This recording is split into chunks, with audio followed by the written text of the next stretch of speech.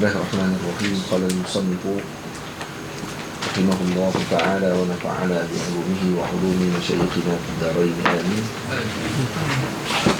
Fasal yang ke-15, faslun fi az-zajri an talab al-mukashafati wal karamat. Satu fasal pada menyatakan larangan mencari kasyaf dan juga karamat.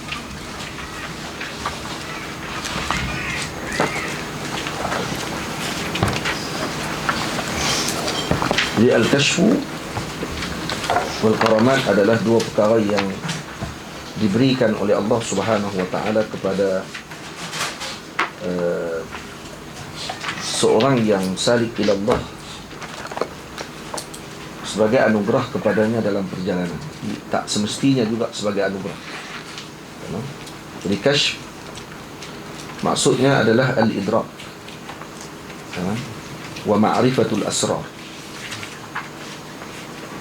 Jadi idrak wa ma'rifatul asrar maksudnya mengetahui rahsia-rahsia.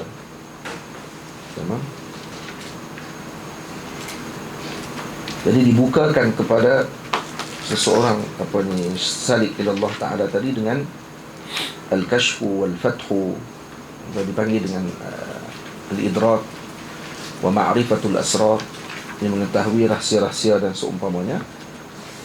Rahsia tersebut ada rahsia pada alamul mulk, ada alamul malakut, dan ada yang lebih daripada itu lagi.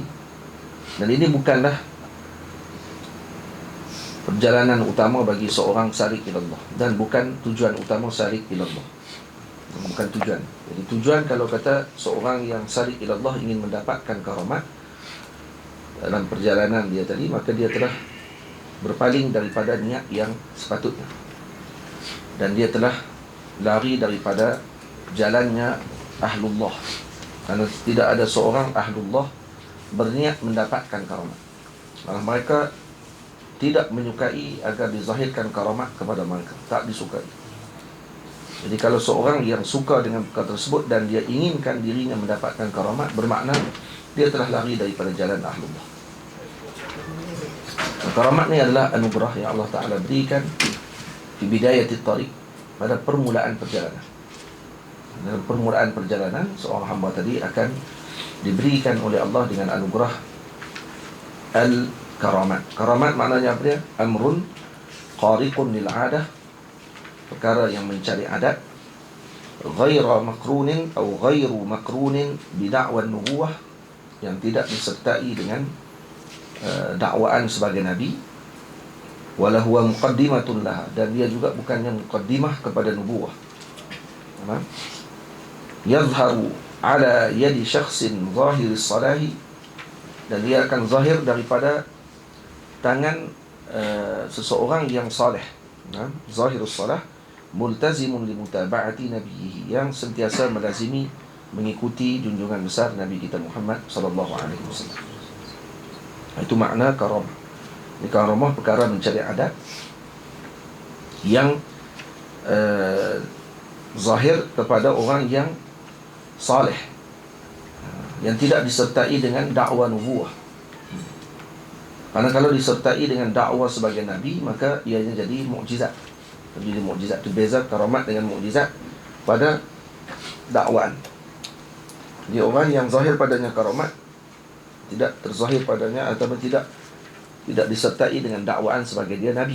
Dan itu mustahil lah kalau dia akui sebagai nabi pada akhir zaman ni. Benda yang mustahil lah, kecuali Nabi Allah Isa alaihissalam dia akan turun yang untuk bertentangan dengan Dajjal. Tamam. Baik. Jadi karamat dengan al-kashf, ini dua perkara ini ada dalam perjalanan, dalam tariq ila Allah. Kalau ini ada dan tidak boleh diingkari. Dan banyak karamat-karamat yang mana berlaku kepada para awliya Allah Subhanahu wa ta'ala, seperti mana yang Allah Ta'ala tunjukkan kepada para awliya-Nya. Yang paling besar sekali adalah al-istiqamah, istiqamah di jalan Allah Subhanahu wa ta'ala. Tapi itu bukan tujuan mereka. Karena al-multafitu la yasil. Orang yang berpaling tidak akan sampai kepada Allah. Jadi ini Imam Abdullah bin Alawi Al-Haddad beri perhatian penting kepada para salik ilallah, khususnya murid yang mubtadi', yang permulaan jalan kepada Allah. Mereka akan diberikan dengan nikmat ini, kemungkinan ataupun melihat asrar-asrar, diberikan kasyaf dengan sesuatu.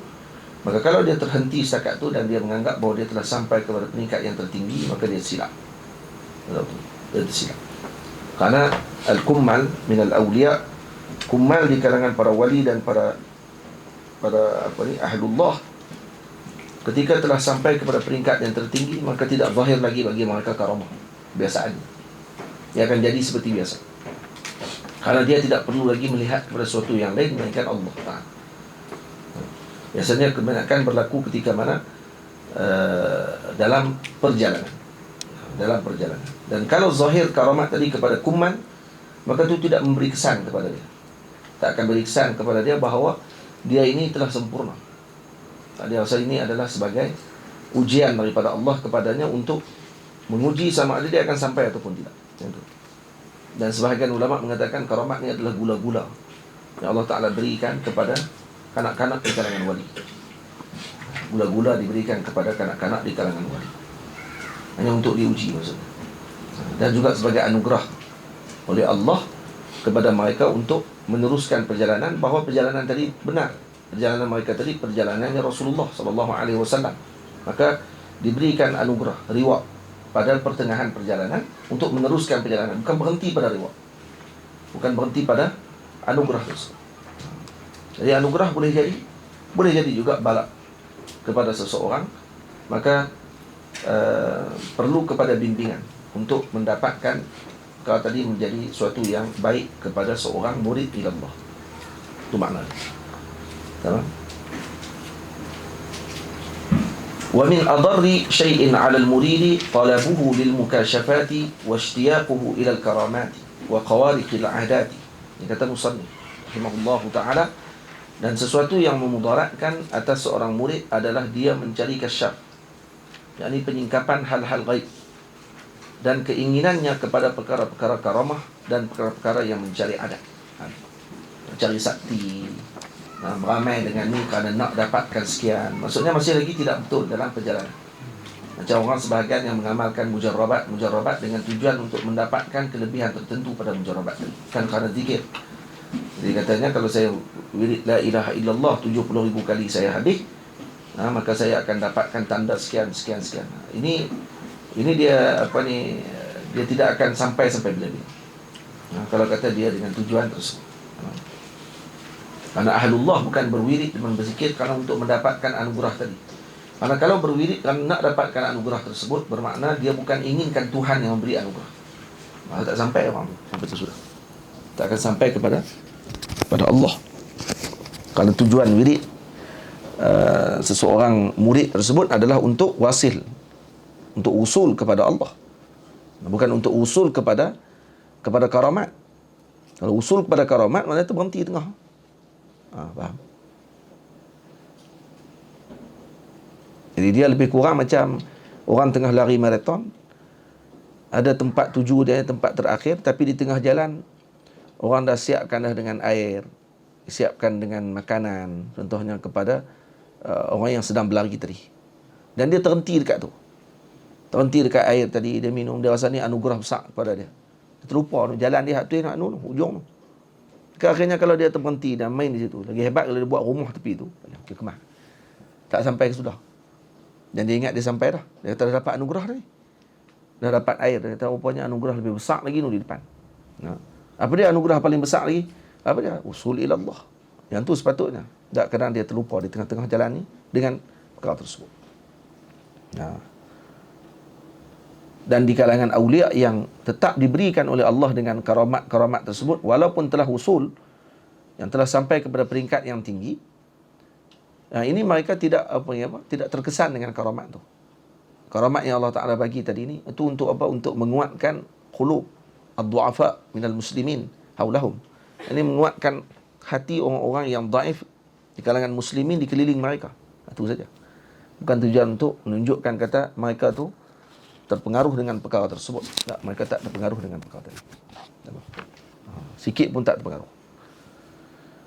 Al-Imam Asy-Syatibi, sahibul qiraat, sahibu al-qiraat, Imam Syatibi radhiyallahu taala anhu, karamat beliau seperti yang diceritakan oleh sebahagian ulama, beliau buta. Imam Syatibi ni buta orang dia tak nampak.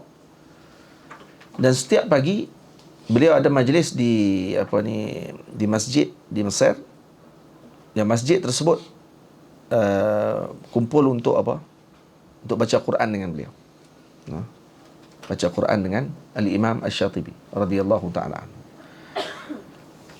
Jadi bila dalam majlis dengan Imam Syatibi, dia akan ikut naubah, ikut turutan. Siapa mai baca, dia akan ikut turutan dia. Satu hari datang seorang yang murid nak baca Quran kepada Imam Syatibi. Sebabkan semangat dia mai awal. Satu riwayat saya baca, dia duduk pada nombor 2. Dia mai tengok ada orang dah nombor 1 duduk. Selepas orang nombor 2, orang nombor 1 tu habis baca, kemudian dia sepatutnya dijemput lah. Dijemput untuk datang duduk dekat Syekh untuk baca.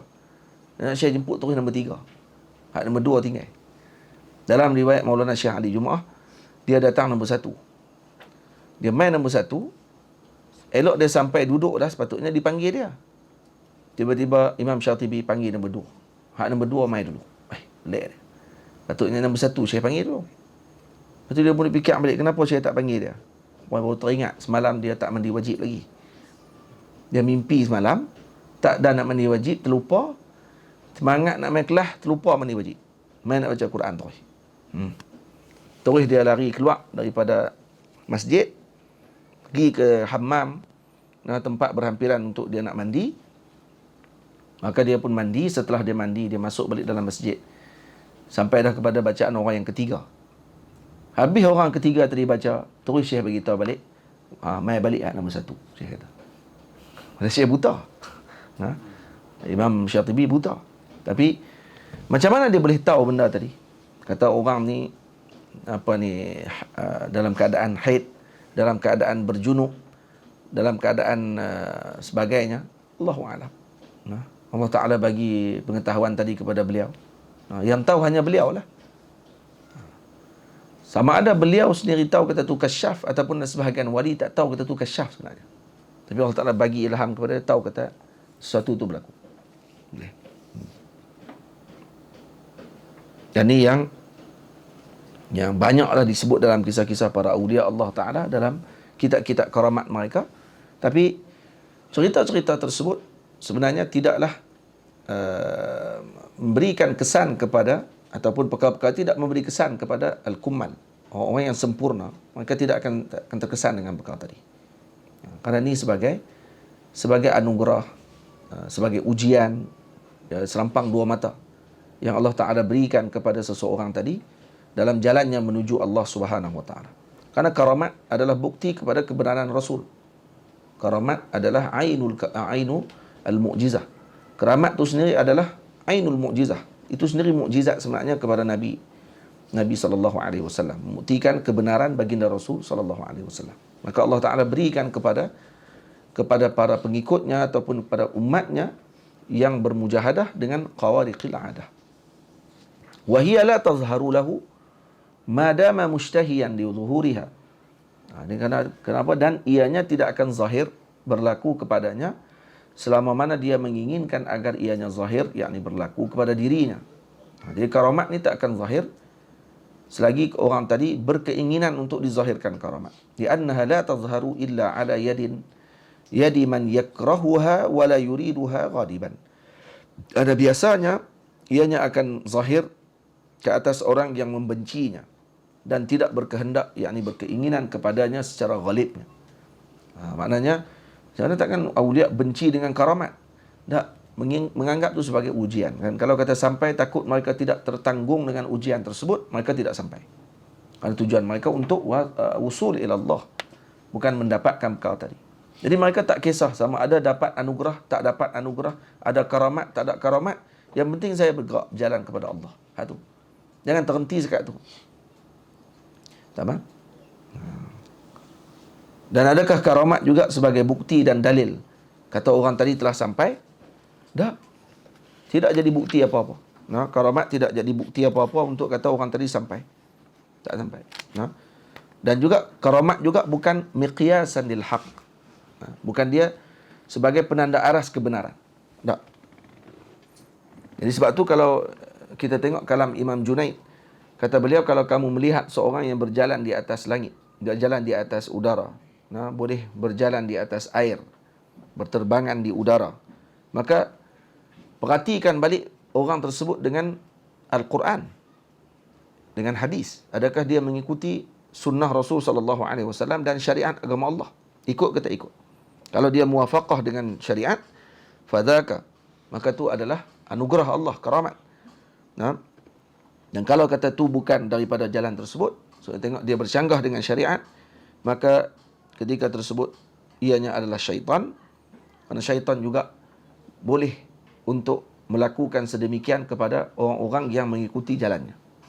Yang mengikuti jalan syaitan juga diperlihatkan dengan keadaan yang hampir sama. Tapi dilihat orang ni tidak mengikuti syariat agama Allah, malah bertentangan dengan syariat tadi dengan sangat jelas. Faham? Nah, jadi karamat ini kata para ulama sufi ialah sesuatu yang bukan ibrah di sisi para ulama sufi adalah al-wusul, sampai kepada Allah, bukan dengan karamat. Karena karamat tidak menunjukkan kepada apa-apa kemuliaan kepada seseorang tadi. Tak menunjukkan, kerana itu bukan miqyas kepada hak dan miqyas kepada afdaliyah. Karena ada wali yang tak diberi karamat, dengan wali yang diberi karamat dikatakan wali yang ada karamat ni lebih mulia daripada yang tidak ada karamat. Tak semestinya. Tak semestinya. Tamam. Jadi dia bukan juga sebagai menunjukkan kepada perkara tersebut. Tamam? Itu maksudnya. Jadi ini maknanya perkara penting yang Al-Imam Haddad radhiyallahu taala anhu ingin beri perhatian kepada para muridin. Jangan tertipu. Jangan tertipu dan jangan mengubah niat perjalanan tadi untuk mendapatkan anugerah semata-mata. Karena kamu akan terhenti dengan perkara tersebut. Wa qad taqa'u li tawaifa min al-maghrurin istidrajan lahum wa ibtila'an li dha'afatil mu'minina minhum. Kadang-kadang kasyaf, karamah dan perkara-perkara yang mencari adat tadi terjadi kepada golongan yang tertipu sebagai istidraj kepada mereka. Tengok, maghrurin. Kadang-kadang berlaku benda-benda yang mencari adat tersebut. Tapi berlaku kenapa? Nah, kita tak sebutlah waktu tu karamat dah. Jadi berlaku perkara mencari adat, maksudnya qawariqil adat. Taqa'u qawariqul adat, maksudnya perkara-perkara mencari adat tadi. Karena mencari adat ada banyak jenis. Mencari adat kalau berlaku kepada para nabi alaihi wassalatu wassalam, nah, yang mana beserta dengan dakwah nubuwah, dakwah sebagai kenabian, dan berbetulan dengan apa yang dia sebutkan dengan dakwaan tersebut. Contohnya seorang nabi ketika mana dia ingin menunjukkan mukjizatnya, dia sebutkan, kata kalau ada seorang, dan disertakan dengan paksaan, dengan cabaran, nah, muqtarin, orang panggil apa, tahaddi, sama dengan tahaddi, sama dengan cabaran kepada satu pihak lain.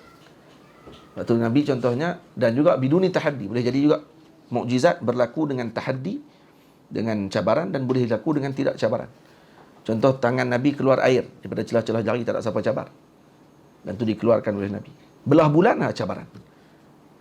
Musyrikin datang kepada Nabi, kalau betul kamu Nabi, belah bulan. Itu cabar.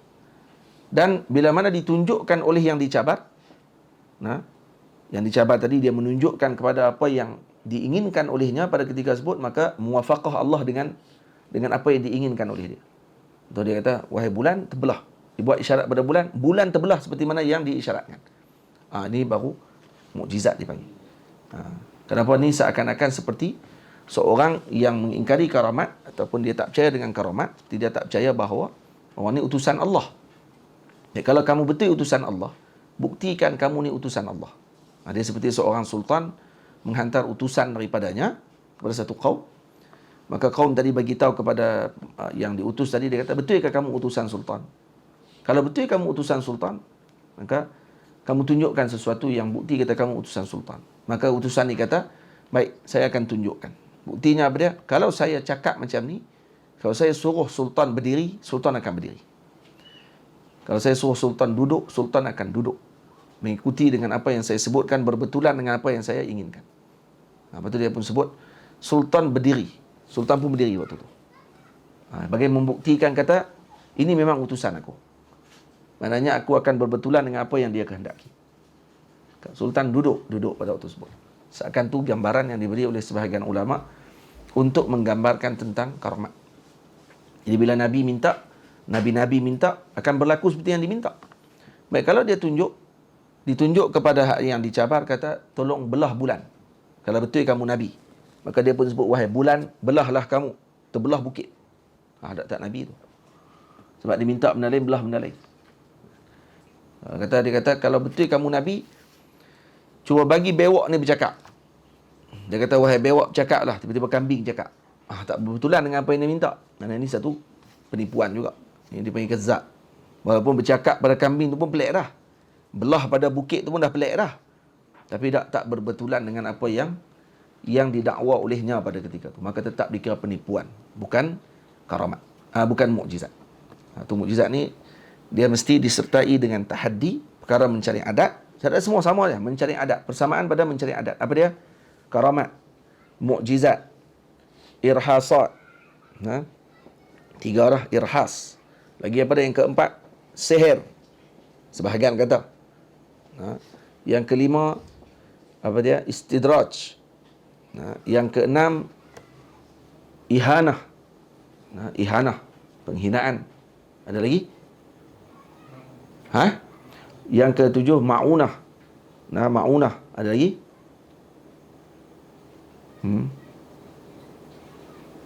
Ada. Habis. Semua ni kalau tengok balik, seakan mencari adat. Sihir ulama khilaf. Sihir kalau kata dia berlaku qalbul haqaiq. Bertukar ke hakikah tadi. Benda hak wujud pada kharij tadi berubah dengan betul. Maka tu dipanggil sihir.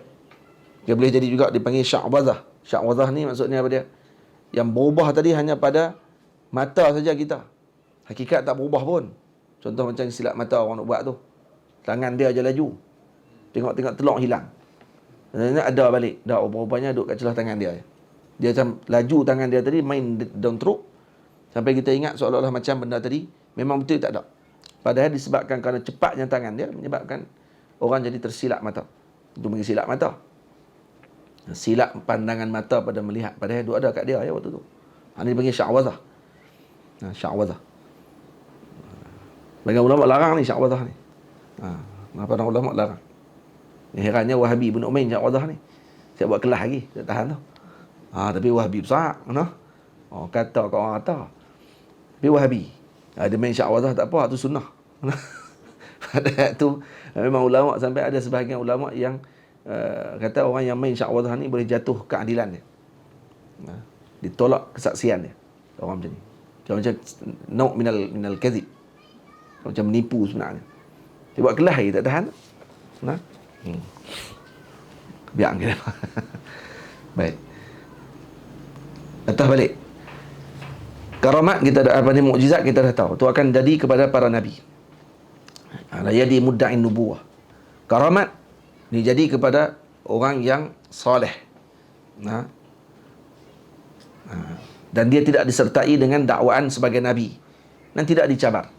Ini sebagai anugerah daripada Allah ataupun ujian daripada Allah kepada seorang salik ila Allah. Yang ketiga, irhasat. Irhasat maksudnya apa dia? Sesuatu perkara mencari adat yang berlaku kepada seseorang yang akan menjadi nabi. Satu masa nanti. Maka dipanggil irhasat. Seperti yang berlaku kepada junjungan besar Nabi kita Muhammad ketika kecil. Awan tutup ataupun Nabi SAW tertidur sebelum sampai ke tempat keramaian, dan kemudian Nabi mendengar bunyi salam, batu-batu dan tumbuh-tumbuhan, bukit-bukit, contohnya bagi salam panjang Nabi berjalan di satu kawasan. Itu dipanggil irhas. Ini sebagai persediaan untuk diberikan dengan kenabian. Irhas. Yang keempat dipanggil apa dia, ma'unah. Kalau ma'unah, ini bantuan yang Allah Ta'ala berikan, ataupun amrun qariqul adah, perkara mencari adat yang berlaku kepada seorang mukmin, orang biasa, tapi dia tak sampai kepada peringkat soleh yang menjadikan dia seperti aulia. Nah, dia orang biasa. Macam apa ni, sebahagian kita naik kereta, tengok-tengok kena langgar dengan lori, terputus kereta tu. Dia duduk kat luar kereta. Luka pun tak. Orang pun heran, kita tengok cara kereta ni, habis dah balong ni. Kita tengok dia patah pun tak, luka pun tak, duduk tepi. Relax, elok. Cara kereta tu mati dah. Jangan lepas tu dia boleh buat tarikat baru pula.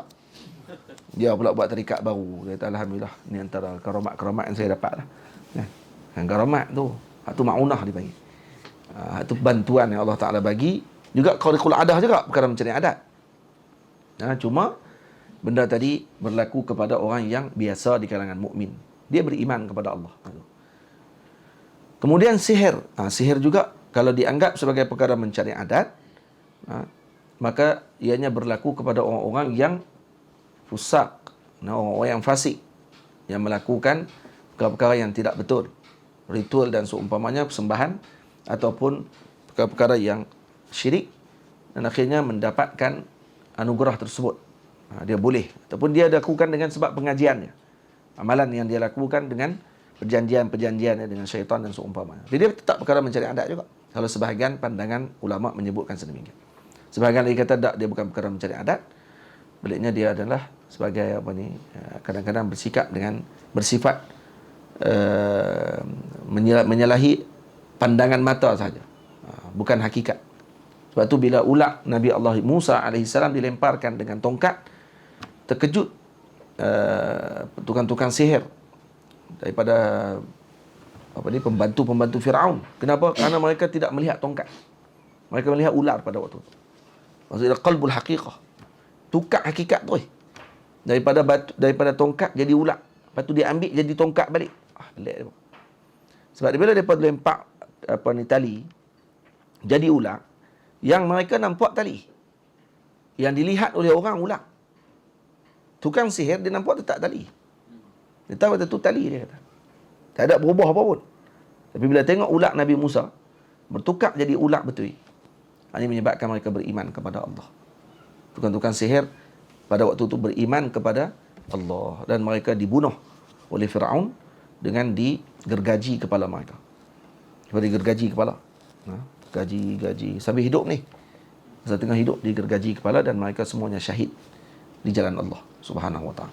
Kerana mereka melihat dengan kebenaran, dan akhirnya mereka menjadi orang yang beriman dan majzub terus hilang, tarik terus kepada Allah Subhanahu wa taala. Mereka dah orang panggil apa? Tak kisah lagi dengan kematian pada waktu itu.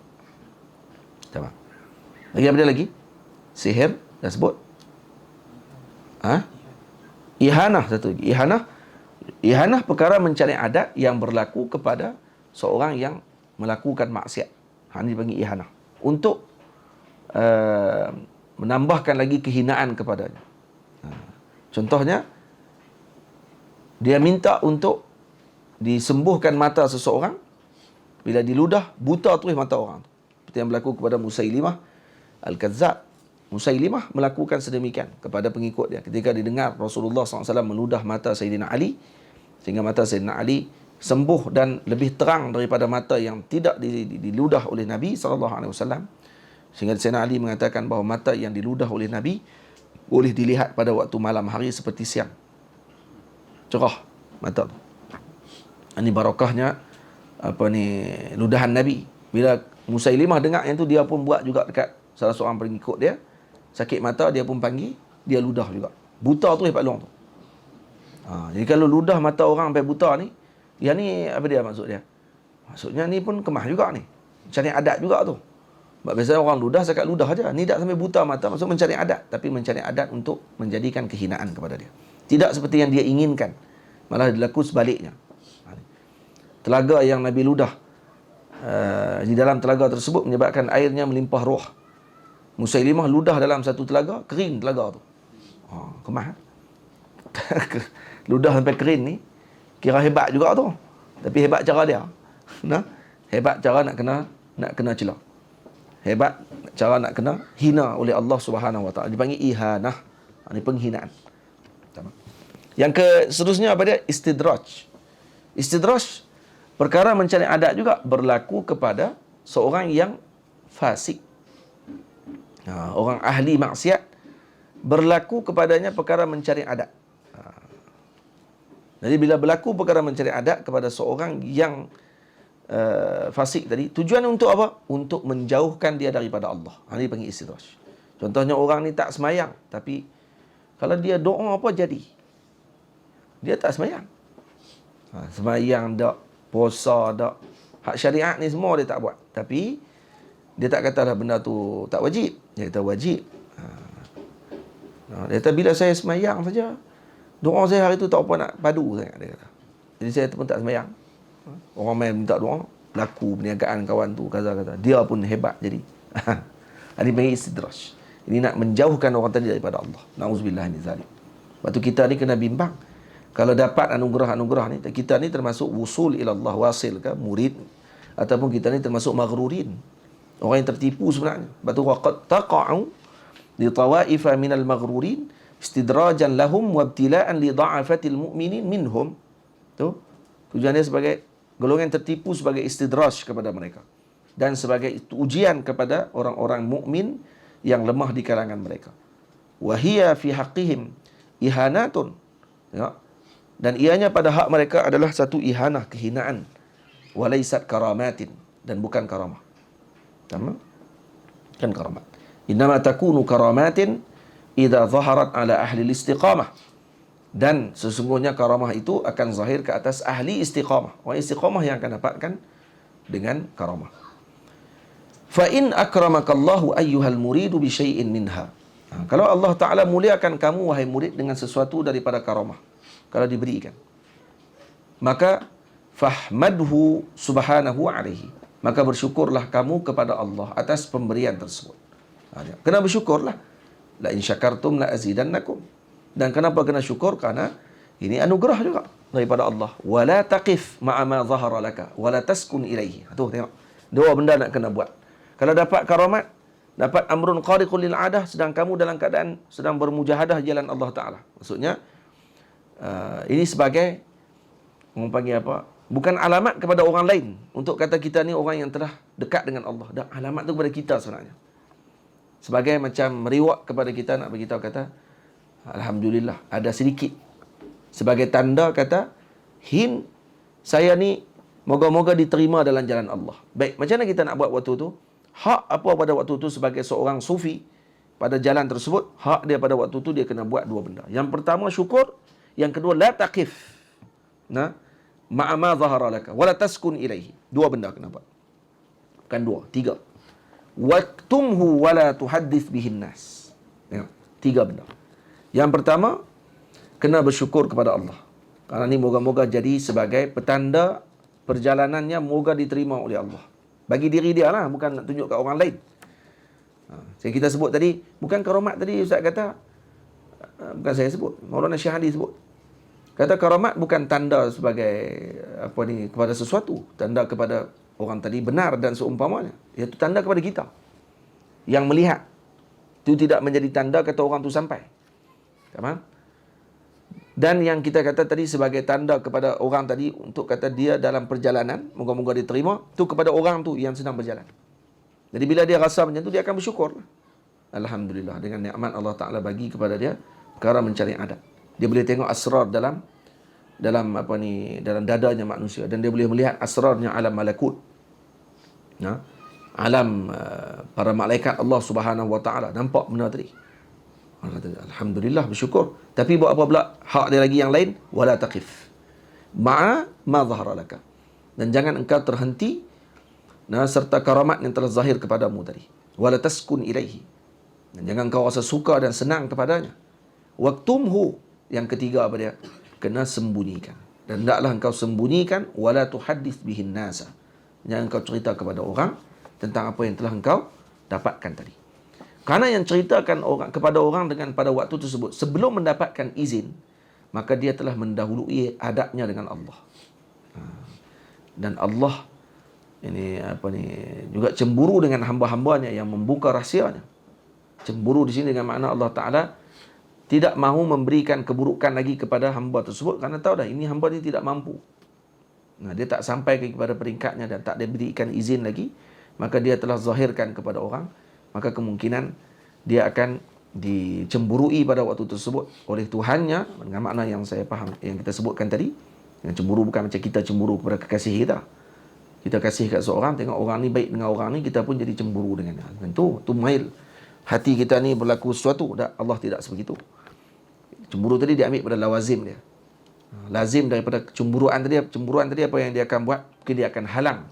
Seorang suami kalau cemburu dengan isteri dia akan halang isteri daripada buat benda yang apa ni, patutnya isteri tu boleh buat aja benda tu, tapi disebabkan kerana cemburu, dihalangnya untuk mendapatkan sesuatu.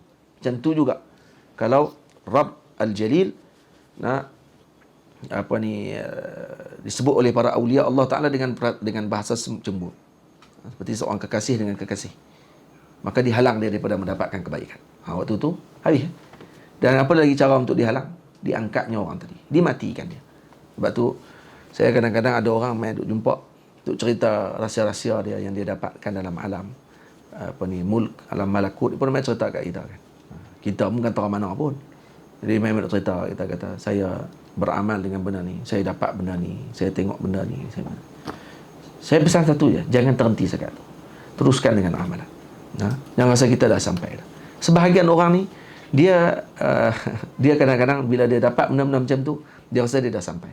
Masa itulah mula dia akan cari para murid. Dia dah kumpul dah, dia ada murid dia dah. Kita tengok mengaji tak tahu mana. Tidak ikut dengan syariat ni tak tahu mana pun, biasa aja orang dia. Tapi sebabkan kerana dia ni orang panggil mulazamah dengan tarik tu, dengan jalan tadi, Allah Ta'ala bagi anugerah kat dia. Kemudian dia rasa dia dah sampai. Dia dah sampai dah. Jadi dia pun cari anak murid, boleh duduk dengan dia, lepas tu cerita benda-benda yang akhirnya akan jadi bertembung tau. Dia akan jadi bertembung juga. Kerana apa? Kerana dia masih lagi di alam mulk, dia bukan di alam malakut, dan boleh bukan naik lagi ke alam jabarut, azamut dan seumpama. Jadi dia duk rasa dia sampai ke alam malakut dah. Dia bawa alamul mulk. Alamul mulk ni kata Maulana Syahadi, bukan kita aja dapat. Buddha pun boleh dapat alamul mulk ni. Asrar-asrar tu kita pun boleh dapat. Buddha pun boleh dapat. Dia ikut meditasi dia boleh masuk jalan tu. Lepas tu jangan tertipu. Buddha kalau dia ikut proses meditasi dia dalam berapa tahun, dia tengok dia dah boleh, bukan sekat ni terbang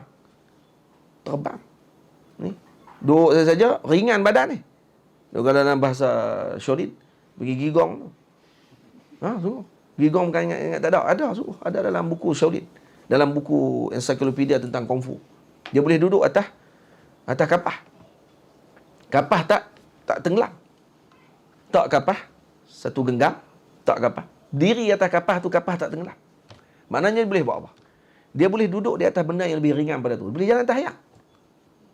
Dia boleh jalan tahayang. Dan dia boleh pijak satu benda jadi lembut. Batu tanah ni yang kerah jadi lembut dengan sebab dia pijak.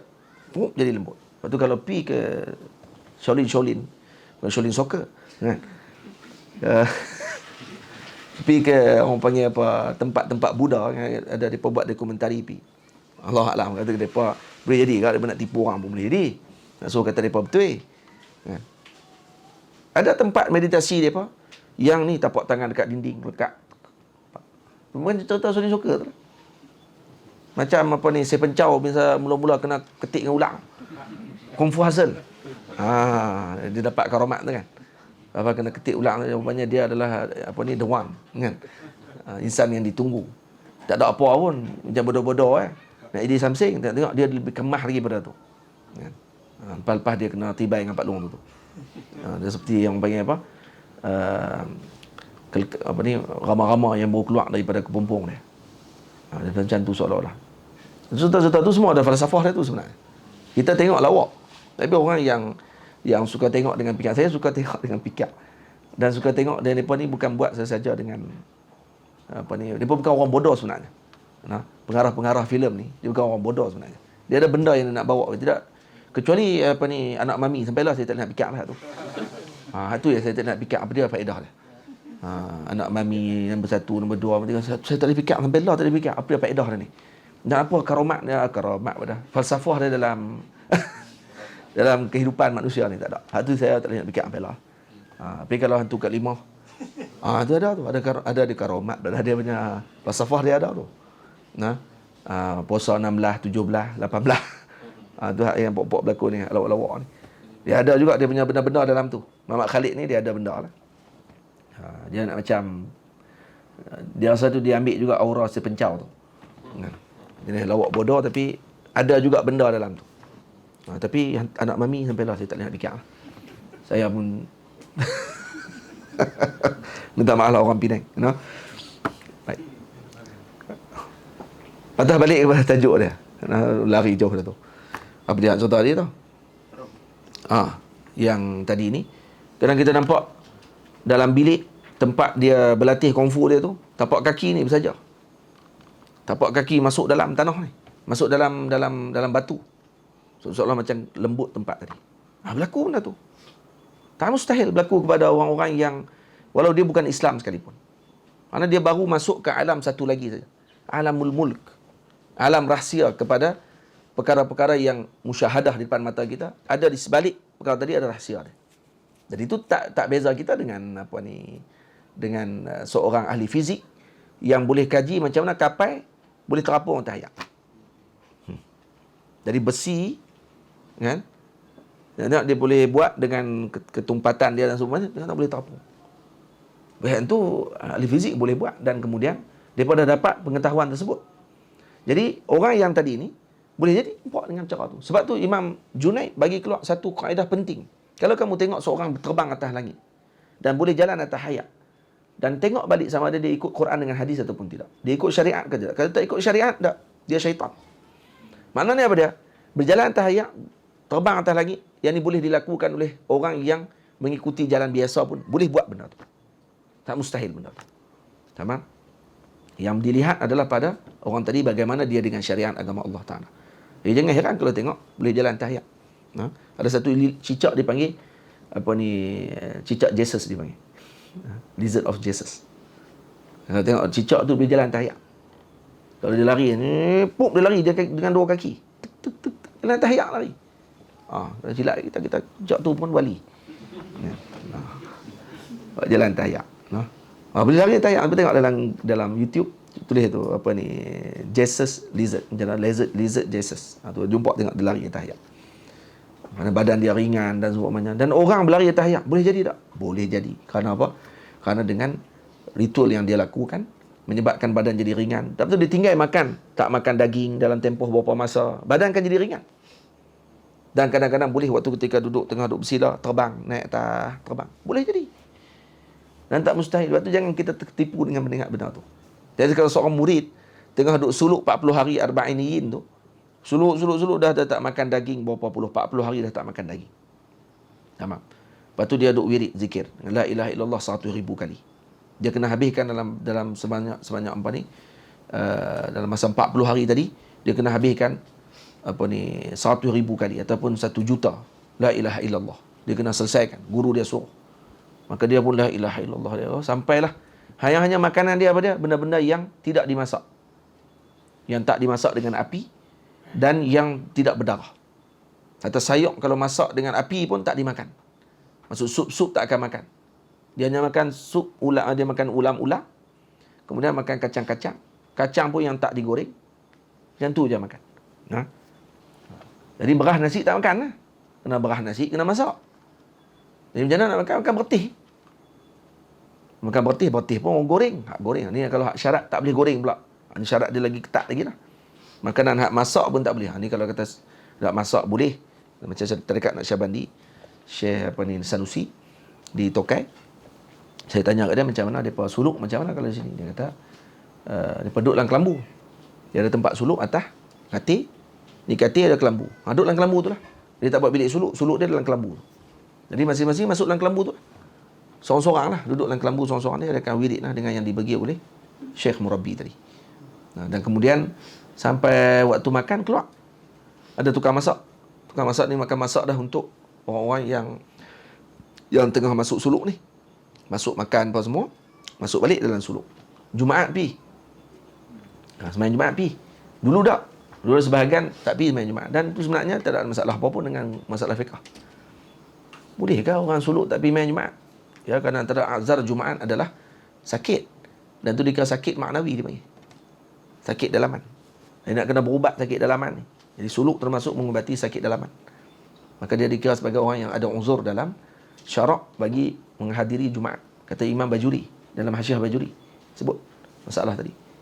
Tapi untuk mengelak fitnah, kata Syekh Sanusi, dia pernah tanya kat dia, dia kata kita tak buat dah macam tu. Pergi main Jumaat. Tapi pergi main Jumaat saja. Lepas tu balik terus. Masuk balik dalam suluk. Jadi dah makan apa semua kali. Tapi kalau kata hak macam yang kita cerita yang Maulana Syekh Ali sebut dalam kitab ni, hak masuk dalam suluk 40 hari, makan hanya itulah yamish, makan kaju, makan almond, makan gajus lah, makan kismis, tamar, hak kering tu makan. Tu yang kita beli dekat Istafa satu bekas tu. Yang bekas tu dalam tu ada waktu kenduri pada hari raya kalau kita pergi tu. Ataupun orang balik umrah. Pergi kat rumah tengok ada buah dalam satu bekas. Adalah buah tin sikit. Hak kering-kering semua tu daripada Mekah tu. Hak makan tu ya. Tiap-tiap hari dia pepak tu. 1, 2 tu. Dan kadang-kadang yang ni menyebabkan mereka tidak masuk tandas selama 40 hari. Jamban pun tak pi. Kira tak ada nak berak. Proses tak ada. Dia cukup-cukup 40 hari tu, tengok-tengok, elok nak keluar, terbang. Duduk kat tengok. Tu dia. Kalau dia terhenti sekat, sebab tu kena ada guru. Kalau terhenti sekat tu saja, dia tak akan sampai bila-bila. Malah lebih berat lagi, dia akan jadi syaitan dan dia akan lawan dengan guru dia sendiri.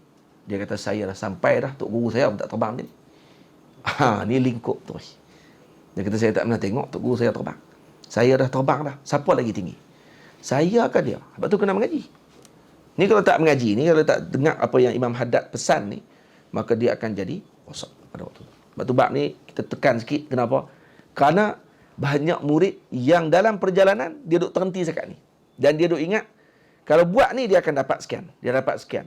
Dia nak sekian. Dia nak yang ni. Dia boleh tahu dalam hati orang. Dia cukup syok yang tu. Jangan tertipu dengan benda tu. Boleh Hafiz? Boleh ha? Sajalah sebut nama Hafiz tu. Lama tak sebut daripada pagi tadi tak sebut. Kan? Wala taqif ma'a ma dhahara laka wala taskun ilaihi waktumhu wala tuhaddis bihi an-nasa wa in lam yadhhar laka minha syai'un fala tatamannahu wala ta'safu ala faqdih. Kalaulah tidak terzahir kepadamu sesuatu pun daripada perkara mencari adat tersebut, fala tatamannahu, jangan kamu berharap, wala ta'safu ala faqdih, dan jangan kamu menyesal dengan perkara yang telah luput tadi. Atau hilangnya perkara tadi, tak perlu kamu menyesal. Patut kamu bersyukur. Alhamdulillah, saya tak diuji dengan perkara tersebut. Ada sebahagian kalau kata masyarakat kita pun sama juga macam tu. Kalau tengok ada seorang tok guru ni dapat karamat, baru dia kata ni baru tok guru. Tapi kalau tengok seorang tok guru ni tak ada karamat apa yang dia nampak setiap hari duk mengajar. Mengajar, lepas tu anak-anak murid keluar jadi tok guru juga. Dia tak nampak tu sebagai karamat. Dia nampak karamat ni mesti jalan tahyang. Dia kata tok guru tu kalau dia cakap jadi tu. Betul kira baru tok guru. Tapi kalau ni tok guru ni duk mengajak tiap-tiap hari tak berhenti tu. Pagi mengajak, pagi malam mengajak. Lepas tu keluar generasi anak-anak murid dia yang juga mengajak di dalam masyarakat umat ni, bagi khidmat kepada umat. Tapi tak tu lah, tak pernah tengok dia jalan tahyang. Dia terbang atas angin pun pernah dah. Naik kapal terbang. Sebab tu kadang-kadang dia tertipu dengan benda-benda tu. Itu ada sebahagian orang Mesir, kalau kita pergi tengok di Mesir sendiri pun ada juga sikap macam tu sebenarnya kadang-kadang. Hatta di Mesir. Kecuali awliya-awliya, ulama-ulama dia lah. Ada orang-orang awam ni, makam-makam yang kalau kata karamat tu mereka dengar berita tadi masyhur, yang ni dia pun akan lawat. Tapi kalau ulama tadi tak didengar kemasyhuran macam tu. Sebaliknya kemasyhuran dia dalam bentuk ilmu. Jadi Imam Ibn Hajar tulis kitab Fathul Bari. Yang kitab tu pun dia dikira sebagai karamat dia dah sebenarnya. Tu karamat besar tu. Ingat senang nak faham Sahih Bukhari. Dia tulis kitab tadi sebagai karamat dia sebenarnya. Dan kata Maulana Syekh Yusri, kitab tadi pada zaman dulu dia jadi hadiah kepada raja-raja. Bukan hadiah kepada penuntut ilmu. Hadiah raja-raja. Dihadiahkan dengan Fathul Bari. Dan ditulis dengan tinta mah. Dan nak bagi hadiah dia, harga kitab tu berapa? Ditimbang dengan mah. Tulis kitab dulu tu, kalau tulis macam tu, tebal besar tu, timbang atas timbangan, ambil mah seberat tu, letak tepi. Hak tu harga dia. Harga kitab tu zaman tu dulu. Saya tulis dengan tangan tu. Sampai macam tu sekali lah. Tapi disebabkan kerana mereka tak dengar berita-berita macam tu, sebabkan maqam dia berapa lama. Biasa je maqam dia. Lah yang baru ni balik. Dibuat balik dengan elok oleh para pencinta. Saya dulu sendiri dengan Ustaz Heru pernah pergi tanya dekat Syekh Yusri untuk kita nak kutip sumbangan di Malaysia untuk nak khidmat pada maqam Al-Imam Ibn Hajar Al-Asqalani. Bahkan kerana tengok maqam dia nampak terlalu dhaif. Kemudian bila tanya Syekh Yusri pun, kami tanya kat Syekh Yusri.